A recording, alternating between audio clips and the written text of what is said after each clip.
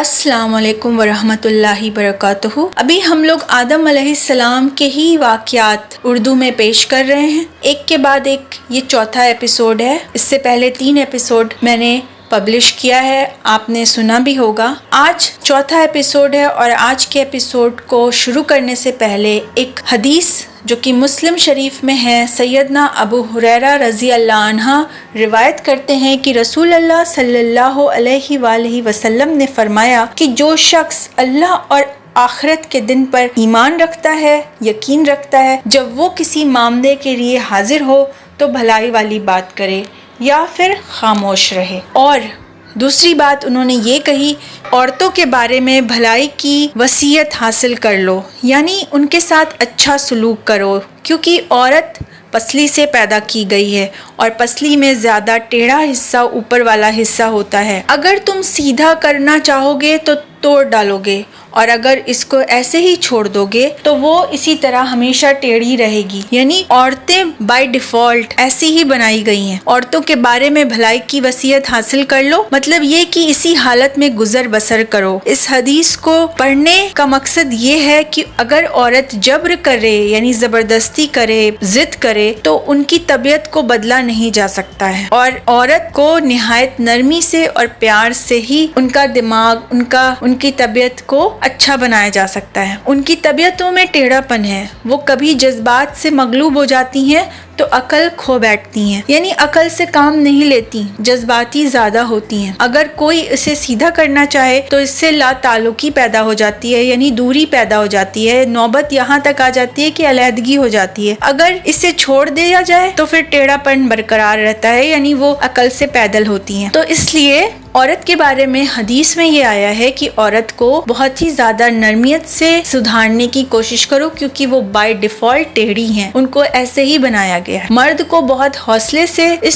صورتحال کو سنبھالنا چاہیے۔ تو میں خود ایک عورت ہوں اور میں اپنے ہی بارے میں جب یہ پڑھ رہی ہوں تو مجھے لگ رہا ہے کہ واقعی میں ہم جذباتی ہوتے ہیں، ہم کبھی کبھی بہت زیادہ جذباتیت میں ایسا کام کر جاتے ہیں جہاں پر ہم اپنے عقل کا، اپنے شعور کا استعمال کم کرتے ہیں۔ تو اللہ تعالیٰ سے دعا کرتی ہوں اپنے لیے بھی اور تمام سننے والی عورتوں کے لیے کہ اللہ پاک ہمیں عقل دیں، سمجھ دیں کہ ہم اپنے گھر میں اپنے شوہر کی، اپنے والدین کی، اپنے بچوں کی اچھی دیکھ بھال کر سکیں اور جو صحیح راستہ ہے اس پر ڈٹ کر چل سکیں اور شیطان کے وسوسے سے بچے رہیں۔ کیونکہ جب ہم آدم علیہ السلام، اماں حوا علیہ السلام کے بارے میں پڑھ رہے ہیں تو ہمیں اور زیادہ اس بات پر یقین ہوتا جا رہا ہے کہ شیطان کے لیے کتنا آسان ہے وسوسہ پیدا کرنا دلوں میں، اور اللہ تعالیٰ نے انسان کو، خاص طور سے عورتوں کو ایسا ہی بنایا ہے۔ ہم اس میں تبدیلی نہیں لا سکتے، لیکن ہم بار بار خود کو کریکٹ کر سکتے ہیں۔ تو آپ سب سے میری یہی درخواست ہے کہ بار بار خود پہ غور کرنا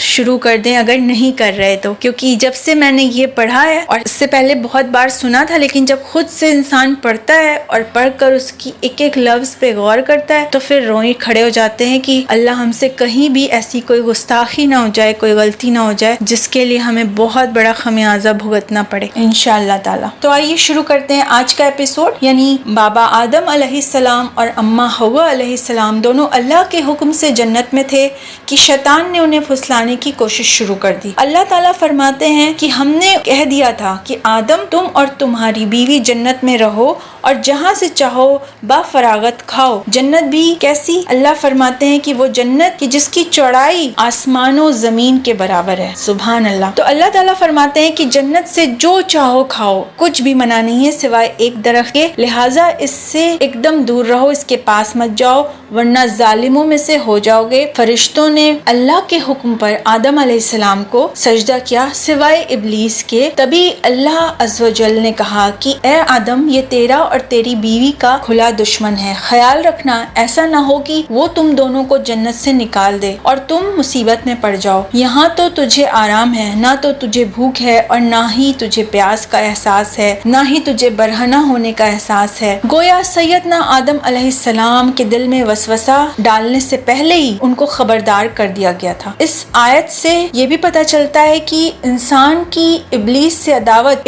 ابتدا سے ہی چلی آ رہی ہے، یعنی جب انسان کی تخلیق ہو رہی تھی، جب وہ ایک مجسمے کی صورت میں پڑے ہوئے تھے اور جب ان کی اس مجسمے میں روح نہیں ڈالی گئی تھی، تب سے ہی ابلیس کو انسان نام کی مخلوق سے عداوت ہو چکی تھی۔ آدم علیہ السلام اور حوا علیہ السلام کے دلوں میں وسوسہ ڈالنے کے بارے میں بھی قرآن نے روشنی ڈالی ہے۔ انشاءاللہ تعالی ہم اپنے 5ویں ایپیسوڈ میں اس بارے میں زیادہ ڈیٹیل میں بات کریں گے۔ اپنا بہت خیال رکھیے۔ السلام علیکم۔